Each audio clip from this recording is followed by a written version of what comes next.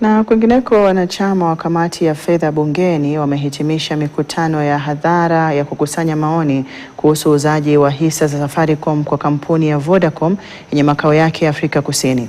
Mikutano hiyo imefikia kikomo katika kaunti ya Kwale. Davis Mberia anaripoti. Ikiongozwa na mwenyekiti wake David Mboni, kamati hiyo iliahidi kuzingatia maoni ya wananchi kufuatia uamuzi wa serikali wa kuuza 15% ya hisa zake katika kampuni hiyo ya Vodacom. Hii pesa tunataka iingie, na hii ndio mapendekezo ya wananchi. Hii pesa iingie kwa National Infrastructure Fund, iingie hapo, serikali ilete projects.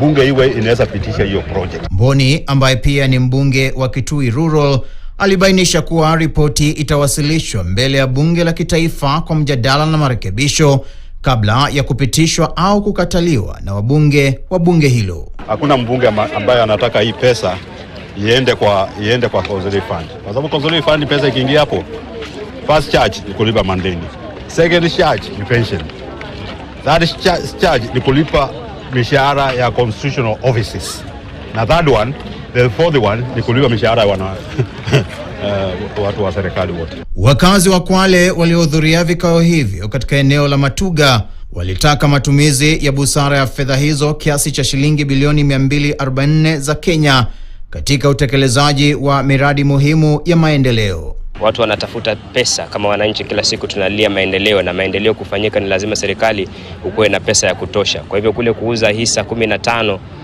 kuziuza hisa za serikali ikiwa inaleta pesa, ili pesa ile isaidie kuendesha maendeleo, masuala ya maji, masuala ya barabara na mengineyo, tunaona kwamba ni jambo zuri. Na nina uhakika kuwa zile shares zikipitisha, pesa ikifika kwa serikali, hizo projects zitafuatiliwa na uhakika na mambo yatakuwa mazuri.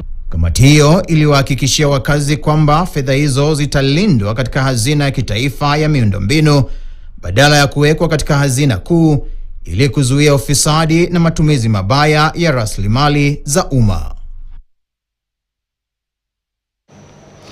Na mtazamaji, taarifa yake Davis Mberi inatufikisha mwisho mwa taarifa za KTN leo wikendi Jumapili ya leo, na napokuacha na utabiri wa hali ya hewa, ambapo utabiri unatabiri kwamba kutakuwepo na hali ya hewa yenye ukungu hafifu na jua katika sehemu nyingi za nchi, na katika maeneo ya Nyeri, Meru na Garissa kunatarajiwa kushuhudiwa jua lenye ukungu hafifu, huku Eldoret ikitarajiwa kupata mvua ya kutosha. Tutakuwa tunakuacha na utabiri huo wa hewa mtazamaji. Nimekuwa wako Hadia Mwasiwa na mwenzangu Wilson Mushora amekuwa akitafsiri taarifa hizi kwa lugha ya ishara. Hadi wakati mwingine inshallah, kwaheri.